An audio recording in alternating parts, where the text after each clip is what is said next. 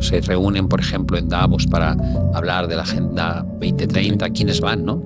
Okay, no importa lo que está ocurriendo en Oriente Medio, no importa lo que pasa en Ucrania, pero importa un montón, porque lo que subyace debajo es una lucha de poderes por derrocar a un imperio que lleva ahí 150 años, como es el de Estados Unidos. Siempre en España, donde tenemos un crecimiento de la economía en términos de PIB, que es la envidia de Europa a día de hoy, ¿no? Crecimos al 2 y pico por ciento, 2,5, 2,6. Eso no quiere decir que la renta per cápita esté subiendo en la misma medida, lo cual hay cientos, miles de buenos analistas y pocos buenos traders. La diferencia entre unos y otros es que, además de analizar bien, tienes que tener el control emocional. ¿Quién se beneficia tanto de la guerra a nivel económico? Todo el mundo quiere viajar, todo el mundo quiere hacer un poco carpe diem, ¿no? Vivir el día a día, nadie sabe qué va a pasar en el futuro, y eso nos beneficia como uno de los destinos turísticos más importantes del mundo, ¿no? Si la gente habla de vamos a condonar la deuda, dices, un momento, antes de hablar de condonación de deuda, tienes que hablar con Japón y China, que son, por ejemplo, los principales tomadores de la deuda de Estados Unidos. Pero vamos allá. ¿Qué pasa con los planes de pensiones? ¿Qué pasa con los fondos de inversión? ¿Qué pasa con los bancos de inversión? ¿Qué pasa con las compañías de seguros? Todas tienen deuda con los ciudadanos. Yo tengo comprado un bono estadounidense. Yo presté mi dinero al Tesoro estadounidense a cambio de un pago de unos intereses semestrales, ¿no? En el año 2020 se produce un hecho histórico, y es que se colapsa la economía global y entramos en la mayor recesión del último siglo.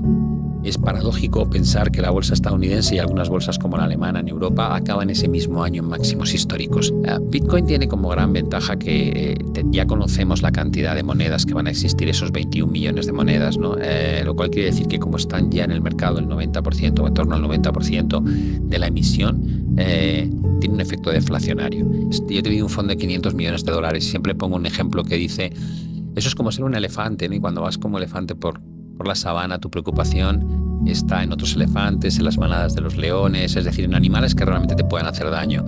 El retail es la hormiga. Muchas veces el retail se siente atacado por el elefante, como se han aprovechado de medio, ¿no? Eres una víctima de un conflicto entre dos elefantes o entre el elefante y el león, pero el elefante no va a pisar tu hormiguero adrede. Bueno, pues estamos en otro episodio de Geodata. El día de hoy tenemos a una eminencia del tema de finanzas, economía, trading. El día de hoy estamos con Pablo Gil. Pablo Gil, muchas gracias por aceptar nuestra invitación. Nada, Jorge, es un placer estar aquí, de verdad. Para la gente, muy rápido, para la gente que no lo conozca, ¿quién es Pablo Gil y de dónde tiene tanta experiencia? Bueno, yo empecé con 19 años y 20 años ya estaba trabajando en Banco Santander en la tesorería, y he visto nacer muchos de los mercados financieros. Vine a hacer el análisis técnico, por ejemplo, en España, donde no había ningún tipo de analista, no había software, no había libros, no había nada. Y a partir de entonces, bueno, pues me he curtido en Banco Santander, en BBVA, lanzamos el primer hedge fund market neutral regulado por la CNMV y llegó a alcanzar 500 millones de dólares bajo gestión. Y luego llevo una década o más de una década ya centrado en la docencia, ¿no? En enseñar realmente lo que es el mundo de la inversión, el mundo del trading, y muy alejado de lo que cuentan las redes sociales. ¿Cómo ve, por ejemplo, ahorita el panorama de los traders? ¿Es el mismo que era cuando usted inició? Sí, es curioso porque cuando ves la evolución de la tecnología, desde que no había internet, no había móviles y los ordenadores no tenían discos duros, ni ratones, ni había Windows, que fue cuando empecé yo. Ahora que todos son facilidades, ¿no? En una app puedes tener todos los datos en tiempo real, noticias, datos macroeconómicos, gráficos de todo tipo, indicadores. Uno pensaría, pues es más fácil ganar dinero, pero no es así. El vehículo cambia, pero el que conduce es el mismo, y somos el ser humano el que toma las decisiones y estamos abocados a cometer los mismos errores. ¿No hay más competencia, podría decirse ahorita, con tantas herramientas? Digamos que hay más, hemos democratizado el acceso al ciudadano al trading. Antiguamente solo los que estábamos en el campo profesional teníamos acceso a la información y a la toma de decisiones. A día de hoy cualquiera puede abrirse una cuenta y comprar y vender a su antojo cualquier activo. Por ahí se decía un dicho que ahorita en Wall Street, y eso me gustaría que usted me dijera si es cierto o no, ya no hay traders, ya son computadoras que son las que hacen este tipo de operaciones. ¿Es cierto esa afirmación? No, no lo creo. El trading algorítmico evidentemente tiene un potencial importante dentro de la cantidad de órdenes que llega al mercado, pero muchas veces el trading algorítmico lo que te da es liquidez, ¿no? Porque están comprando y vendiendo en milisegundos. Realmente los CTAs, que es lo que conocemos con sistemas de trading tendenciales, por ejemplo, de reversión a la media, siguen representando un porcentaje relativamente bajo de lo que se gestiona en la industria. Y de hecho lo que hacen es potenciar las tendencias, ¿no? Como si eres un trend follower, cuando el mercado está subiendo, entran muchas órdenes de compra y cuando está bajando muchas órdenes de venta. Pero no creo que ahora mismo podamos decir que las máquinas son las que toman las decisiones. Simplemente te ofrecen la posibilidad de acceder al mercado de forma más eficiente y más barata. ¿Y usted qué estrategias usa? Hace rato estábamos hablando de análisis fundamental, análisis técnico. ¿Usted cómo las usa? Bueno, yo empecé como analista técnico muy purista. De hecho, hacía cajas negras o trading algorítmico, diseñando mis propios sistemas de trading cuando estaba en Banco Santander, dirigía ese departamento. Poco a poco migré a una decisión un poquito más subjetiva. Me gustaba seguir utilizando sistemas algorítmicos, pero también me gustaba tomar mis propias decisiones al margen de las reglas operativas cerradas, ¿no? Y luego tuve la fortuna de conocer a un gran analista macro. Yo había estudiado finanzas, la carrera en España se llamaba Empresariales, y se destapó la curiosidad por tener una opinión desde el punto de vista de la evolución de la economía y la relación con los mercados. Desde hace ya mucho tiempo lo que hago es tomar decisiones desde el punto de vista macro, que es el pulso a la economía, los ciclos expansivos, recesivos, las señales de riesgo, la evolución de la inflación, del desempleo, etcétera. Y eso me da una idea de cómo de desviada está la cotización de lo que debería ser, en mi opinión. El análisis técnico me da el timing, me dice cuándo es el momento de jugar la reversión a la media. ¿Usted es originario de España? Sí, de Madrid. ¿Y cuál es el estatus económico ahorita en España? En España se vive una realidad que cada vez es más parecida al resto del mundo, donde hay un gap entre los que más tienen y los que menos tienen. Se está produciendo en todos los países, ¿no? Tomamos medidas de estímulo económico que muchas veces lo que hacen es favorecer la subida del precio de los activos reales como la vivienda y de los activos financieros como las bolsas. Pero cuando miras, por ejemplo, en España, donde tenemos un crecimiento de la economía en términos de PIB, que es la envidia de Europa a día de hoy, ¿no? Porque crecemos al 2 y pico por ciento, 2,5, 2,6. Eso no quiere decir que la renta per cápita esté subiendo en la misma medida, lo cual quiere decir que la economía crece, pero no llega a esa ventaja a los ciudadanos. Y de hecho tenemos un nivel de gente que acude a ayudas en los comedores sociales o que necesita soporte del Estado cada vez más alto, lo cual quiere decir que la economía puede ir bien, pero realmente no sabemos trasladarlo al bienestar de los bolsillos de los ciudadanos. Comenta que es la envidia del Banco Central de Europa. No, España está creciendo a un ritmo de 2,5, 2,6% en términos de PIB interanual, cuando tienes a Alemania luchando por salir de la recesión económica. A comparación les está yendo mucho mejor a ustedes. Sí, que... pero no nos engañemos, nos está yendo muy bien porque se ha producido un cambio a raíz de la pandemia que ha sido de repente la eclosión del turismo. Todo el mundo quiere viajar, todo el mundo quiere hacer un poco carpe diem, ¿no? Vivir el día a día, nadie sabe qué va a pasar en el futuro, y eso nos beneficia como uno de los destinos turísticos más importantes del mundo. Nos llega oleadas de turistas que gastan, que consumen, y lo que está tirando del mundo a día de hoy, no solo en España, sino en general, es el sector de servicios. Nosotros somos proveedores de servicios, con lo cual en ese sentido pues somos ahora mismo unos agraciados. ¿Y qué tanto, por ejemplo, España, qué tanto le afecta a las políticas del Banco Central de Europa? Evidentemente afecta a todo, ¿no? Porque los tipos de interés habían pasado durante una década estando en tasas negativas, ¿no? Tuvimos la aberración de mantener los tipos de interés en el menos 0,50%, y a pesar de que la inflación nos explotó en la cara a finales del 2020 y 2021, el BCE mantuvo las tasas de interés en niveles negativos hasta prácticamente julio del 2022, ¿no? Ahora hemos visto una subida muy drástica del coste del dinero, pero la realidad es que durante los años de la pandemia, a pesar de la crisis económica tan severa que vivimos, se creó una bolsa de ahorro brutal. Gracias a esas políticas expansivas de los gobiernos y del Banco Central, con lo cual todavía sobrevivimos relativamente bien a ese incremento del coste del dinero y ya ha empezado a reducirse de nuevo. Voy a entrar de lleno al tema de las recesiones. Justo antes de empezar, platicábamos sobre este tema de las recesiones. Por ejemplo, desde que yo tengo conocimiento, a mí me tocó el 2008. Hablar un poquito del cómo se viven las recesiones y qué diferencia tuvo el 2008 con el COVID. Sí, a ver, una recesión económica implica que no creces a nivel económico, sino que te contraes, la economía se contrae. Y lo normal cuando la economía se contrae es que los activos de riesgo, como puede ser, por ejemplo, la cotización de la bolsa, cae. Cae por una razón muy sencilla. Si la economía no está creciendo, normalmente sube el desempleo, las empresas despiden a los empleados, hay menos gente que tiene renta disponible para poder comprar e invertir. Y por otro lado, lo que ocurre lógicamente es que los ingresos del Estado se reducen, las compañías ganan menos dinero, todo implica que es difícil justificar las valoraciones bursátiles cuando el negocio va mal. Y por eso la bolsa baja. Pero lo que ocurre desde el año 2009 en adelante, después de la gran crisis financiera, es que los gobiernos deciden que con el apoyo de los bancos centrales no van a permitir que se traslade el daño al comportamiento de la bolsa y de las acciones. En el año 2020 se produce un hecho histórico y es que se colapsa la economía global y entramos en la mayor recesión del último siglo. Es paradójico pensar que la bolsa estadounidense y algunas bolsas como la alemana en Europa acaban ese mismo año en máximos históricos. Eso te da una idea de la distorsión que se llega a producir gracias a los estímulos brutales del famoso QE o Quantitative Easing, que es la compra de deuda masiva por parte de los bancos centrales, que la pueden hacer gracias a la creación de un dinero que no existe, aumentando la masa monetaria que llamamos. Para que la gente nos entienda, se crea el 25% de todos los dólares que existen en el mundo desde sus inicios en tan solo año y medio, ¿no? Y con ese dinero lo inyectas a la población, regalas el dinero todas las semanas para que sigan consumiendo. Eso es una novedad. Y eso hace que actualmente hay una distorsión enorme entre la evolución económica y la evolución de los mercados financieros.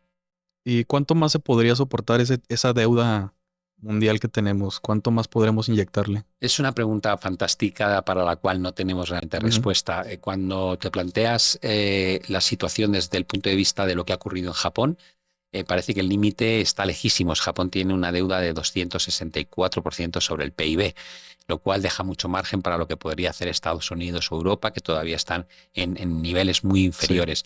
Lo que ocurre es que Japón paga un precio altísimo por tener esa deuda y no crece económicamente y cada 3 años tiene una recesión. Y le obliga al Banco Central a intervenir los mercados, tanto de deuda como de bolsa, para mantener cierto estatus de bienestar. Para mí vamos en un camino que es claramente nocivo.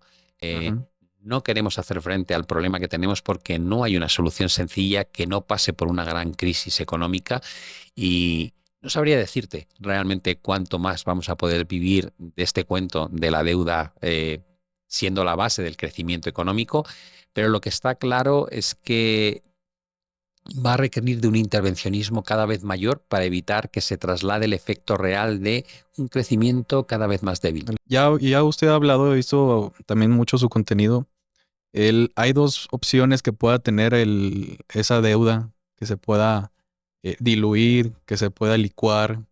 ¿Qué tan factible es que se deje de pagar esa deuda a los países y a quién le pegan esas consecuencias? Normalmente, cuando tú decides no pagar la deuda, hay gente muy contenta y gente muy enfadada, ¿no? El que es tomador de la deuda, evidentemente, no está dispuesto a dejar de percibirlo. Cuando la gente habla de vamos a condonar la deuda, dices, un momento, antes de hablar de condonación de deuda, tienes que hablar con Japón y China, que son, por ejemplo, los principales tomadores de la deuda de Estados Unidos.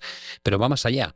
¿Qué pasa con los planes de pensiones? ¿Qué pasa con los fondos de inversión? ¿Qué pasa con los bancos de inversión? ¿Qué pasa con las compañías de seguros? Todas tienen deuda con los ciudadanos. Yo tengo comprado un bono estadounidense. Yo presté mi dinero al Tesoro estadounidense a cambio de un pago de unos intereses semestrales, ¿no? No es fácil poner la cuenta a cero sin que realmente se produzca una crisis global enorme. Con lo cual ese jubileo que mucha gente dice, conocen las repercusiones que eso tendría. Por otro lado, la deuda en sí misma no tiene por qué ser mala, porque la deuda puede ser productiva. Si tú tomas prestado dinero para hacer un negocio que luego da los frutos necesarios para devolver ese dinero que has tomado prestado y los intereses que cuesta, está fenómeno. El problema es que la deuda que estamos adquiriendo no es productiva porque no crecemos económicamente cada vez más, sino cada vez menos, lo cual quiere decir que es una deuda que solamente financia un nivel de bienestar presente que queremos mantener a toda costa en detrimento de lo que van a disfrutar las generaciones futuras. ¿Se puede predecir una recesión? No, creo que puedes predecir si la situación actual está o no equilibrada. Es decir, de alguna manera lo que puedes saber es... Yo pongo siempre metáforas que no son financieras, ¿no? Si tú ves a alguien que pesa 180 kilos, que fuma mucho, que bebe mucho y que no hace deporte, tú puedes predecir que esa persona es candidato a tener un gran problema cardíaco. No tienes la certeza, pero tienes una probabilidad altísima. Con la economía ocurre lo mismo. Si tú estás basando el crecimiento en deuda, si no estás siendo coherente con la forma en la que aplicas la política monetaria y fiscal, tarde o temprano habrá un accidente. Desde la pandemia lo que hemos hecho es incrementar esa situación hasta unos niveles inauditos, ¿no? Por tanto, lo que hay es muchas señales de alerta. Luego puedes utilizar herramientas como la inversión de la curva para intentar encontrar el timing.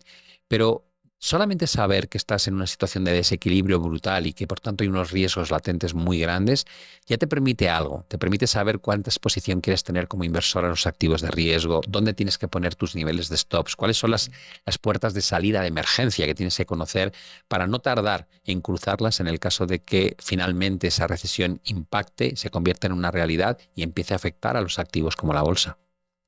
Hablando sobre el trading, ¿qué tan cierto es que las grandes instituciones saben dónde está tu stop? ¿Es cierta esa afirmación? Bueno, eso es lo que el mundo retail debate una y mil veces. Yo he estado en el otro lado. Yo he tenido un fondo de 500 millones de dólares. Siempre pongo un ejemplo que dice, eso es como ser un elefante, ¿no? Y cuando vas como elefante por la sabana, tu preocupación está en otros elefantes, en las manadas de los leones, es decir, en animales que realmente te pueden hacer daño. El retail es la hormiga. Muchas veces el retail se siente atacado por el elefante, como se han aprovechado de medio, ¿no? Eres una víctima de un conflicto entre dos elefantes, o entre el elefante y el león, pero el elefante no va a pisar tu hormiguero adrede. Eres un daño colateral. ¿No les interesa realmente? No, el importe que mueve el retail realmente a mí no me afecta en absoluto. Yo estoy preocupado por otros depredadores que puedan hacerme daño, ¿no? Como son otros fondos de inversión, otras casas grandes que mueven mucho importe. El retail realmente es algo a lo que no dedico tiempo. ¿Quién es el mayor depredador? Los depredadores son los grandes fondos de inversión, mira BlackRock, cómo ha crecido, Vanguard, ¿no? Que tienen un porcentaje de la industria brutal. Han invitado a la gente a comprar ETFs, que es un vehículo que replica lo que hacen los índices, pero no gestiona el riesgo. Hemos cambiado la industria de la gestión activa, donde pagabas a un gestor por estar pendiente no solamente de ganar dinero, sino de protegerte cuando las cosas iban mal, y lo hemos cambiado por un vehículo donde te llevas el 100% de lo que hace la bolsa, por ejemplo, pero cuando la bolsa cae también te comes el 100% de la caída. Hemos migrado a ese tipo de activo porque pensamos, o la gente piensa, que el riesgo es cada vez menor porque un banco central siempre te va a salvar en el caso de que haya una crisis. Hablando de BlackRock, ellos tienen bastante participación en muchas empresas a nivel mundial. ¿Realmente tienen algún tipo de voto con todas esas empresas, con todo este llamado de que ellos son los dueños del mundo? Bueno, lo que está claro es que las compañías que tienen ese tamaño tan brutal, y lo estamos viendo también en los 7 magníficos, ¿no? Cuando hablamos de un Google o hablamos de un Apple, ya no se trata de compañías que tienen un negocio concreto, sino que tienen una diversificación y un poder, un músculo financiero tan grande que realmente se han convertido en lobbies de poder económico y político incluso, ¿no? Feudales. Sí, si te acuerdas de cuando se reúnen, por ejemplo, en Davos para hablar de la Agenda 2030, ¿quiénes van, no? Son los grandes magnates. Están las instituciones, los políticos, presidentes, y de repente aparecen ahí esas compañías, ¿no? Esos grandes gurús, pero no es porque sean listos, sino porque realmente tienen un poder económico y todo el mundo quiere escuchar lo que piensan. Hablando del tema macroeconómico a nivel mundial, ahorita que hay tanto conflicto internacional, ¿qué tanto o quién se beneficia tanto de la guerra a nivel económico? Bueno, ahí lo que está viendo, y es evidente desde hace ya probablemente unos 7 años, desde que empezó la gran guerra comercial entre Estados Unidos y China, hay una división en el mundo. Estaba el G7, que son las antiguas economías más poderosas, como era Estados Unidos, Japón, Europa, Reino Unido, Canadá. Y de repente aparecen los BRICS, ¿no? Brasil, Rusia, India, China, Sudáfrica, que ahora se ha ampliado a muchos países de Oriente Medio, Argentina, etcétera. Y de repente dices, bueno, ¿qué está pasando aquí? Y dices, bueno, pues que el crecimiento económico futuro realmente ya no recae en la vieja guardia, sino en los nuevos BRICS. Esos BRICS no están tan contentos con que el dólar sea la moneda en la que se comercia a nivel global, no respetan los acuerdos del G7, lo hemos visto, por ejemplo, en la guerra de Ucrania, como no han respaldado las decisiones de sancionar a Rusia, sino que siguen comerciando con ellos.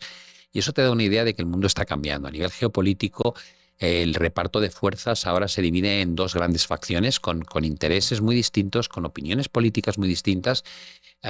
Y te diría que eso va a ir a más. El conflicto en Oriente Medio ahora mismo se percibe como un problema donde Estados Unidos está respaldando a Israel, pero el resto de la comunidad internacional cada vez ve menos respaldo, ve más criticable la posición de Netanyahu. Y eso te lleva un poco a lo que escriben los periodistas, ¿no? Al eje del mal frente a las democracias. Yo creo que simplemente hay que entender que estamos entrando en una nueva era. Y esa era, los inversores creo que todavía no la cotizan correctamente, ¿no? Me parece como que no importa lo que está ocurriendo en Oriente Medio, no importa lo que pasa en Ucrania, pero importa un montón. Porque lo que subyace debajo es una lucha de poderes por derrocar a un imperio que lleva ahí 150 años, como es el de Estados Unidos, en favor a lo mejor de otro imperio como podría ser China. Sí, se puede decir que todos estos conflictos que hay son lo mismo, es la parte occidental contra BRICS, contra China, Rusia. Es un tema cultural, ¿no? La forma de entender el mundo, de entender cómo hacer política y cómo llevar la economía.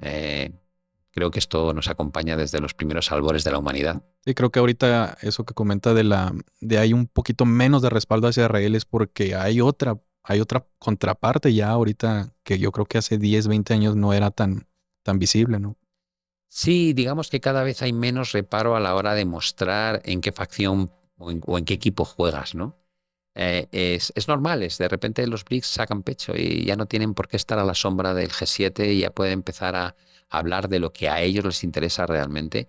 Y tienen muchas ventajas, tienen una pirámide de la población más sana que la nuestra. Nosotros somos economías envejecidas, ellos tienen mayor capacidad de crecimiento futuro. De hecho, el Fondo Monetario Internacional dice que el crecimiento principal de la próxima década va a recaer en las espaldas de China y de la India, sí, y no de los antiguos países, ¿no? Por ese lado, creo que los cambios que estamos viendo no son temporales, no son coyunturales, sino que van a ser estructurales. ¿Cómo analiza usted para meterlas en su estrategia de trading? ¿Cómo analiza todos estos datos? Bueno, lo primero que intento es evitar hacer juicios de valor cuando invierto. Separar mi opinión política o mi opinión de lo que está bien y lo que está mal, porque cuando invierto no estoy para juzgar, estoy para ganar dinero. Yo, por ejemplo, he apoyado mucho comprar China desde hace 1 año y medio, diciendo que era una bolsa que estaba muy barata comparativo a los fundamentales que tiene. El caso de Alibaba es, por ejemplo, sangrante, ¿no? Cuando ves los revenues que obtiene y cómo cotiza. Creo que ha habido grandes oportunidades para invertir antes de este bazooka económico fiscal que han lanzado y que ha hecho que la bolsa suba casi un 40% en tan solo 3 semanas. Bueno, es un ejemplo. No quiere decir que el modelo económico de China me parezca bueno, pero creo que ofrece oportunidades, ¿no? Y como inversor hay que ser capaz de separar tu opinión de lo que ocurre de las decisiones de lo que haces con tu dinero. Y hacia el futuro, ¿cómo ve todo el tema del trading? ¿Qué es lo que se puede innovar o ya hay alguna tecnología que esté a futuro ya? Evidentemente hay gente que ya está utilizando la inteligencia artificial de forma muy eficiente para mejorar los retornos de las inversiones, ¿no? Conocimos a un gestor, se llama Iván Sherman en Colombia, él es argentino creo, y bueno, él nos contó lo que estaba haciendo, gestiona un fondo de 1,2 billón y utiliza inteligencia artificial y fue galardonado el año pasado como mejor trader de cuenta auditada, ¿no? Eso es un ejemplo. ¿Trader? Bueno, siendo... Sí, es un gestor. ¿Gestor? Sí, y luego tienes el caso de Renaissance, ¿no? Otro de los fondos que lleva 30 años batiendo al mercado de forma sistemática. Con lo cual, la herramienta es potentísima, pero claro, depende de cómo la uses. El hecho de que haya una gran herramienta no quiere decir que todos los traders vayan a ser capaces de sacarle partido. Y luego está la otra parte. La otra parte es que hemos la democratización de la inversión, el dar acceso a cualquiera que pueda abrir una cuenta e invertir su dinero, también fomenta que haya un montón de cultura falsa en Internet sobre lo fácil que es ganar dinero haciendo trading. Es muy difícil. De hecho, hay muy poquita gente que realmente se pueda ganar la vida haciendo esto. Siempre digo que ganarse la vida haciendo trading es como quererte ganar la vida tocando la guitarra, dedicándote a la música. Dices, no, eso es muy difícil. Que los que llegan a ser músicos famosos, que dan conciertos y se ganan la vida así, son muy pocos. Ahora bien, tocar la guitarra, simplemente tocar y divertirte con tus amigos, y eso todo el mundo puede hacerlo. Pues en el mundo de la inversión es lo mismo. Todo el mundo puede aprender a rentabilizar sus ahorros y su capital para obtener una rentabilidad algo superior a la inflación, para no perder capacidad adquisitiva, pero por otro lado dices, vale, eso es lo mismo que ganarte la vida haciendo trading. Digo, no tiene nada que ver, no te engañes. Y lo que te cuentan en las redes sociales es que todo el mundo puede ganarse la vida haciendo trading y te lo cuenta gente que no se ha ganado la vida haciendo trading. Es un tema bastante grande porque sí se ve ya el tema, nomás por decir trading, ya es como que no, pues esta persona quiere de alguna u otra manera estafar, ¿verdad? Ha habido demasiadas estafas ya, mucha gente ha perdido todo su capital creyendo que esto era un atajo hacia la libertad financiera y no lo es. A veces el tema de la psicología, la capacidad de sentir ese riesgo, ¿verdad? ¿Qué tan importante es para usted el riesgo que está manejando en sus operaciones?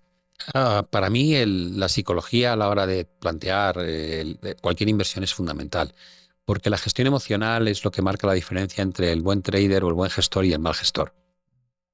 Siempre pongo como ejemplo el hecho de decir, bueno, camina sobre una línea blanca pintada con tiza en el suelo de 20 centímetros de anchura y todo el mundo pasa.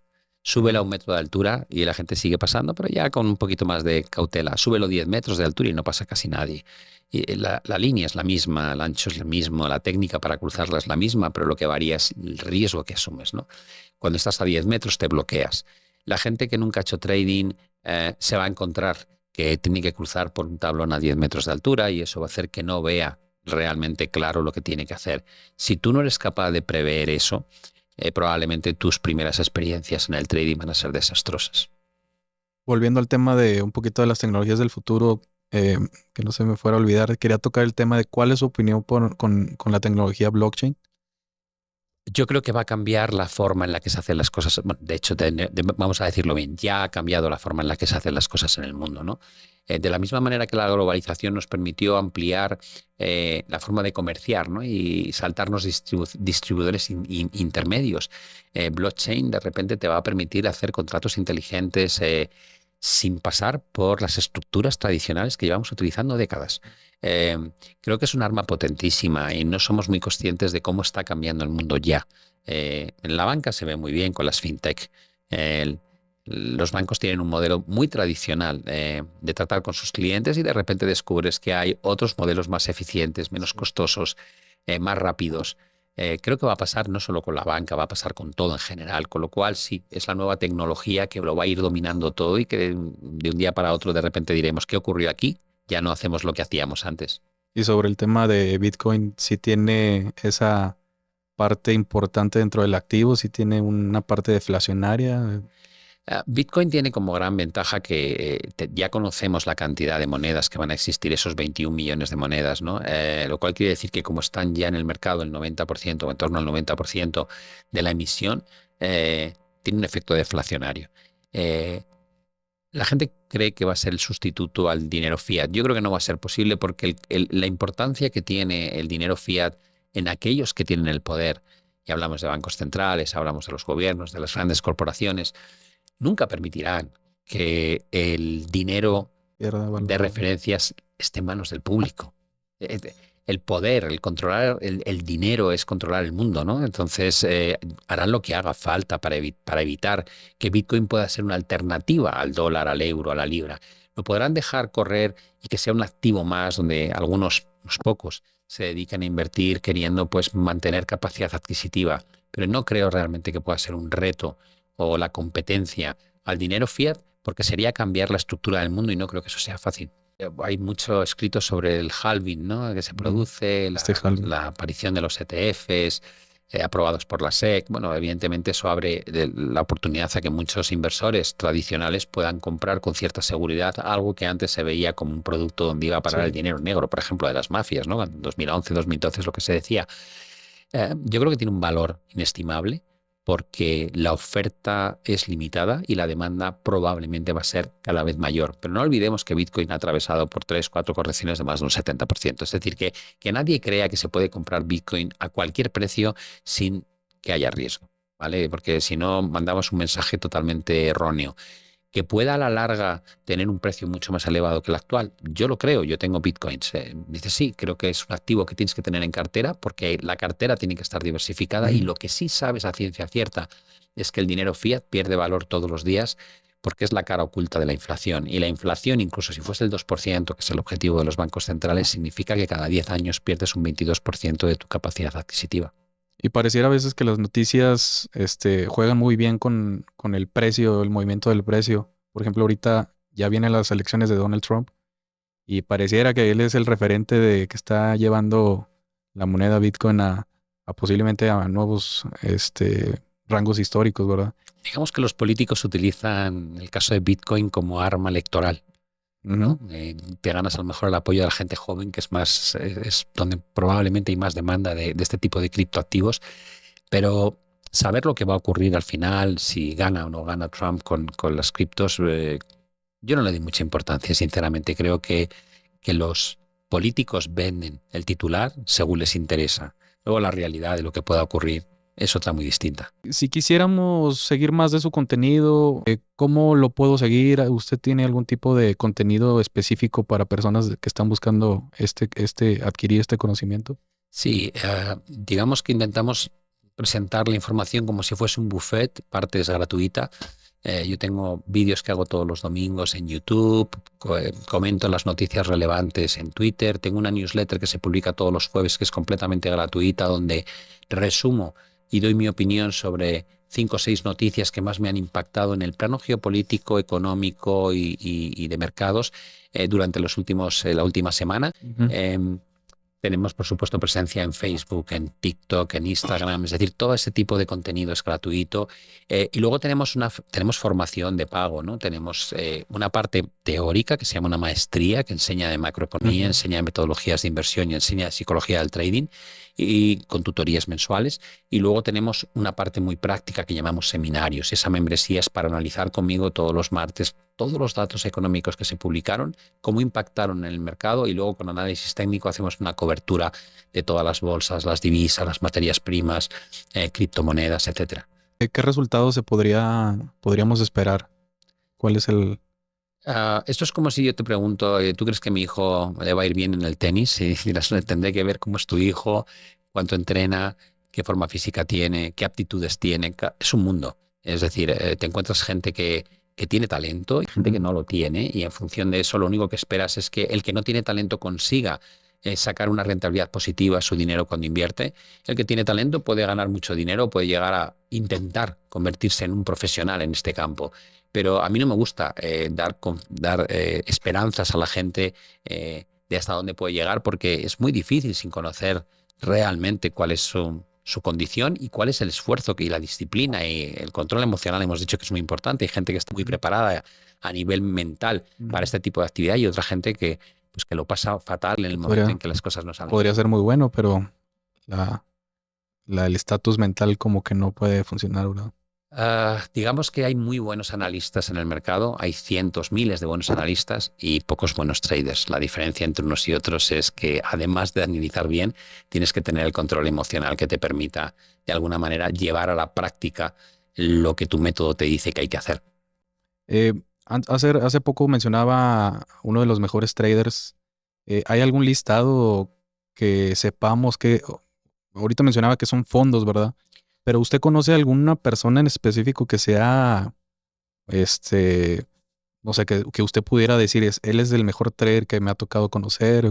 Yo he tenido la suerte de conocer traders muy brillantes, pero si tú quieres ver realmente dónde está el talento, hay revistas especializadas como EuroHedge que clasifican el retorno de los fondos en cada una de las categorías de forma trimestral, con lo cual puedes ver cuál es el mejor fondo macro, cuál es el mejor fondo quant, cuál es el mejor fondo de market neutral, de CTA. Los ves listados, ves el retorno a un mes, a 3 meses, a un año, a 3 años, a 5 años. Es como hacer un due diligence cuando quieres saber dónde y qué puedes esperar en términos de volatilidad y el retorno. ¿Qué significa quant? Market quant. Sí, hablamos de quantitative trading, que básicamente son sistemas algorítmicos. Hay fondos que simplemente generan modelos matemáticos que son los encargados de determinar cuándo entran y cuándo salen en el mercado. Volviendo al tema de criptomonedas, ¿qué opina usted de las meme stocks? Bueno, en 2021 dije que creía que el 90 y tantos % de ese tipo de compañías no tenía ni pies ni cabeza, que no había un fundamento detrás que justificase la valoración. Y normalmente lo que recibes son críticas de tú no entiendes esto, es muy viejo. Eh, bueno, luego he visto lo que pasó con AMC, con Pelotón, con muchas de esas compañías que subieron cantidades ingentes durante 2021, ¿no? Y que luego perdieron todo. Creo que el sentido común impera en el largo plazo y cuando tú te metes en cosas que no tienen sentido, es cuestión de tiempo de que el mercado te ponga en tu sitio. Y ahorita, por ejemplo, el tema del precio que trae Nvidia, ¿qué tan fundamentalmente correcto es estos precios que alcanzó a llegar?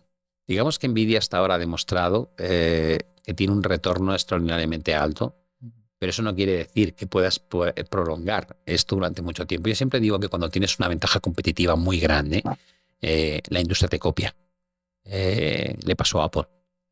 Al final, el resto de los teléfonos cada vez ofrecen los mismos servicios y las mismas calidades que tenía Apple. Durante un tiempo eres el único, pero luego te comen terreno. Yo creo que Nvidia va a ser una compañía que lo va a hacer fenomenal en el tiempo. La pregunta es si el resto de la competencia te va comiendo terreno. Tal vez la justificación de las valoraciones actuales ya no tenga tanto sentido, ¿no? Pero para eso está el análisis técnico, para saber cuándo el mercado empieza a perder la fe en que vaya a seguir subiendo y esa es la señal que vas a tener que utilizar para querer bajarte a tiempo. Tan malo es no bajarte nunca como bajarte demasiado pronto. Pablo, para terminar, aquí tenemos un libro. No sé si nos quisiera comentar un poquito sobre este libro que tengo aquí en mis Sí, manos. ese libro lo escribí en 2022 y básicamente era una manera de contar como de forma autobiográfica cómo viví yo las grandes crisis desde el año 87 en adelante. Tiene un tono un poco de psicología en cuanto a qué pensaba en cada una de esas crisis, qué ocurrió después, hasta qué punto fallé o acerté en algunos de los conceptos, cómo se vivió desde el punto de vista macroeconómico y cómo se pudo anticipar desde el punto de vista técnico, ¿no? Creo que aprender de las grandes crisis es fundamental para tener éxito en el futuro, ¿no? Y cuando mucha gente me ha dicho, ¿y por qué compraste China? Digo, pues por lo que cuento en el libro, ¿no? Porque se dan una serie de circunstancias que sin saber, porque nunca tienes la certeza de lo que va a ocurrir, pero sí tienes una probabilidad suficientemente grande como para que la relación entre lo que esperas ganar y lo que estás dispuesto a perder merezca la pena arriesgar tu dinero. Y bueno, Pablo, con el tema de, bueno, ya quisiera nada más para terminar, voy a adelantar un poquito, pero ¿cuál sería el consejo que usted se daría cuando inició este recorrido en el trading? Bueno, creo que hay que echar un poco un jarro de agua fría en las expectativas de la gente, ¿no? Esto es un trabajo que requiere mucha dedicación, mucha disciplina, mucho esfuerzo. El reto es todos los días. Aquí no se aprende algo y ya se disfruta para el resto de tus días. Tienes que estar todo el día estudiando, leyendo, adaptándote al mercado. La parte psicológica es complicadísima de gestionar, pero es muy gratificante. Te permite tomar buenas decisiones financieras a lo largo de tu vida, tanto si eres trader como si no. Si eres inversor, lo eres porque tu dinero fiat pierde dinero y capacidad adquisitiva de forma sistemática. Tienes la obligación de saber cómo mover ese dinero para que tus ahorros y tu patrimonio pues tengan la posibilidad de mantenerte cuando dejes de trabajar, ¿no? Pero bueno, a los traders les diría, aprended, merece la pena, pero tampoco vayáis con unas expectativas demasiado elevadas porque si no os va a dar un verdadero susto cuando descubráis que la realidad no es la que cuentan las redes sociales, es otra muy distinta. Pues ¿dónde lo podemos encontrar, Pablo, para las personas que les interese seguir su contenido? Pues creo que aquí en Latinoamérica básicamente se puede conseguir solamente a través de formato ebook. Por ejemplo, en Amazon se puede conseguir. En modelo físico, nosotros nos trajimos unos cuantos ejemplares que hemos estado utilizando durante las conferencias, pero juraría que todavía aquí en Latinoamérica no hay distribución física del libro. Y sobre sus redes sociales, para despedirnos y para que la gente sepa Sí, dónde encontrarlo. me podéis buscar, Jorge, como el nombre de Pablo Gil Trader, básicamente en todos sitios, Ok. página web, canal de YouTube, Instagram, X, TikTok, el LinkedIn. Bueno, estoy presente básicamente en todos sitios y evidentemente a través de la propia página web podéis tener un enlace directo de dónde estoy, qué es lo que hago, qué seminarios, conferencias y cualquier otra cosa interesante como la newsletter. Bueno, pues por mi parte sería todo, Pablo. Pues agradecerle mucho su tiempo, que de verdad fue una travesía para nosotros aquí estar las dos partes, ¿verdad? Pues No sé si tenga algún otro comentario. no, Jorge, agradecerte esta entrevista, ha sido muy agradable y bueno, estamos ya a un día de volver para España después de una gira muy larga. Y nada, mandar un saludo a toda tu audiencia y por supuesto el agradecimiento a cómo nos han tratado cuando hemos estado en esta maravillosa ciudad. Muchas gracias, Pablo. Pues A sería ti, todo. un placer.